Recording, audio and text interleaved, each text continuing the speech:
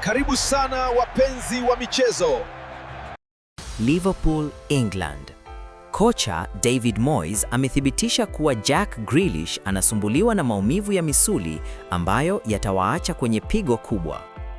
Winga huyo anayecheza kwa mkopo kwenye kikosi chao akitokea Manchester City amekuwa na kiwango bora sana tangu alipotua Everton kwenye dirisha la majira ya kiangazi msimu huu. Star huyo amefunga mabao mawili na kuassist mara 4, lakini sasa anakabiliwa na muda mwingi wa kuwa nje ya uwanja kutokana na maumivu hayo ya misuli.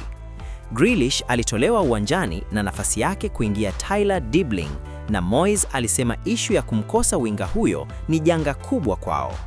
Kocha huyo wa Everton alisema, Jack alihisi maumivu, hivyo tunahitaji kuangalia kwa ukaribu vijana wetu. Kutolewa kwa Grealish kulikuwa pigo kubwa kwa Everton katika mechi hiyo ya Stamford Bridge. Kiungo wao aliyekuwa kwenye ubora mkubwa, Kiernan Dewsbury-Hall, naye alitolewa uwanjani katika mechi hiyo baada ya kuhisi maumivu, na kocha Moyes alisema kuwakosa wachezaji hao kulikuwa pigo kubwa kwao kwenye mechi hiyo ya Chelsea. Aliongeza, lilikuwa pigo kubwa kwetu.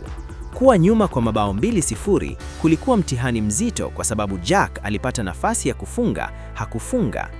Everton ilikumbana na kichapo cha mabao 2-0 mbele ya Chelsea, mabao ya vijana wa Enzo Maresca yakifungwa na Cole Palmer na Malo Gusto. Everton sasa inashika nafasi ya 8 kwenye msimamo wa ligi kuu England, na mechi yao ijayo kwenye ligi hiyo itakipiga na vinara Arsenal.